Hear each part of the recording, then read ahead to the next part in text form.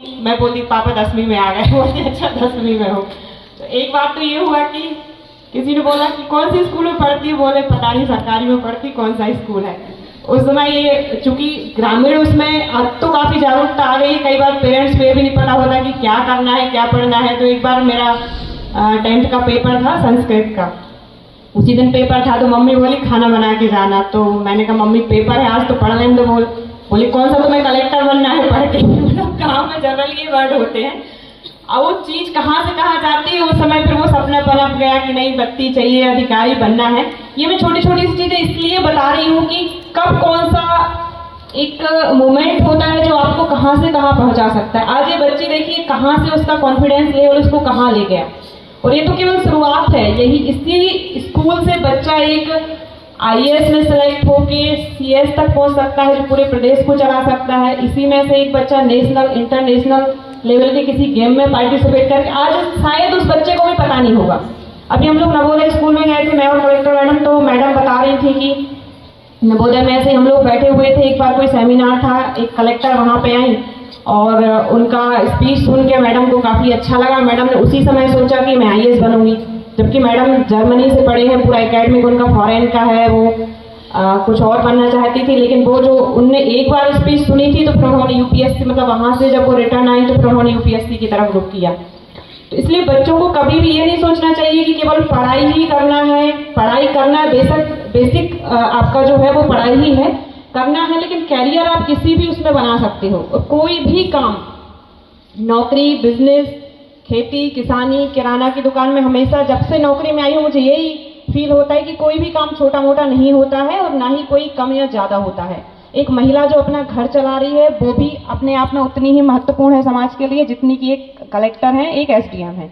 और एक वो महिला जिसका पति कुछ नहीं कर, अभी इसी उसमें मैंने एक महिला को देखा कि उसका पति शराब पीता है, मेरे पास आई थी।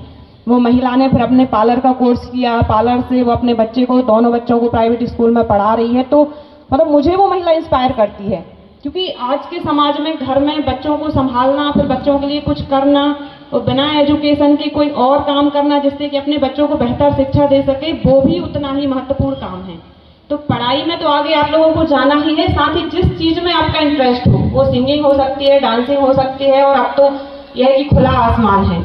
आप जिसमें जहाँ पे किसी ने सुना भी नहीं होगा आजकल वो भी चीज़ें हैं। जैसे अभी मैं पढ़ रही थी कि लोग खेती से भाग रहे हैं आजकल, खेती लाभ का धंधा नहीं है, खेती में फायदा नहीं होता। लेकिन इसी उसमें कुछ लोग ऐसे हैं जो अपनी IIT की नौकरी छोड़ के, गवर्नमेंट नौकरी छोड़ के, जिन्होंने ऑर्गेनिक एग्रीकल्चर की और वो लोगों के लिए आज प्रेरणा बने हुए हैं। तो कोई भी किसी भी उसमें वो करने की नहीं है कि नहीं हम ये नहीं करेंगे। बहुत सारे लोगों को लगता है कि नहीं हम बिजनेस में बहुत अच्छा करेंगे। आप बिजनेस में देखिए कि लोग कहाँ से कहाँ पहुँचे हैं। अभी लेटेस्ट ही आप लोगों ने देखा होगा, अंबानी अडानी तो है ही, लेकिन आपने ये जो स्टार्टअप वाले लोगों के सुने होंगे कि हर बार एक नया आदमी वो अपनी कहानी स्टार्ट करता है कि कैसे उसने अभी एक उसमें मैं फिर से पढ़ रही थी कि एक बार बच्चे को एक पेरेंट्स थे, उन्होंने अपने कस्बे में देखा तो बच्चों के लिए, छोटे बच्चे के लिए, इन्फेंट बच्चे के लिए कुछ चीज़ें नहीं मिल रही थी। उनके दिमाग में आया और उन्होंने फर्स्ट क्राई जैसा बिजनेस स्टार्ट किया। तो ये भी अपने आप में एक उपलब्धि है। तो आप लोग कब एक वो मोमेंट होता है बच्चे के उसमें कि जो आपको एक इंस्पायर करता है उस समय कि नहीं मुझे ये नहीं ये करना है। तो स्कूल में पढ़ाई आप करें, बहुत अच्छे से करें, लेकिन आपके दिमाग में जो चल रहा है उसको दबाएं नहीं, उसको भी रखें। हो सकता है आपकी हॉबी ही आपको अपने कैरियर तक पहुंचाएगी, और कैरियर से बड़ा, क्योंकि ठीक है ना पढ़ लिख के आप सरकारी नौकरी करोगे उसकी अपनी लिमिटेशन है, लेकिन यदि आप उससे आगे निकल गए तो फिर उसके लिए कोई लिमिटेशन नहीं है। फिर आप न केवल देश में बल्कि विदेश में भी अपना नाम कमा सकते हैं। तो अगेन प्रियांशी खुद को, उसके माता पिता को, पूरे स्कूल प्रबंधन को बहुत बहुत बधाई। और वास्तव में स्कूल में मैंने देखा है कि आप लोगों का जो डायरेक्टर सर का और जो बिहेवियर है और उनका बच्चों को लेके जो विज़न है वो काफ़ी अच्छा है, काफ़ी पॉजिटिव रहता है। तो आपको भी सर बहुत बहुत बधाई। Thank you.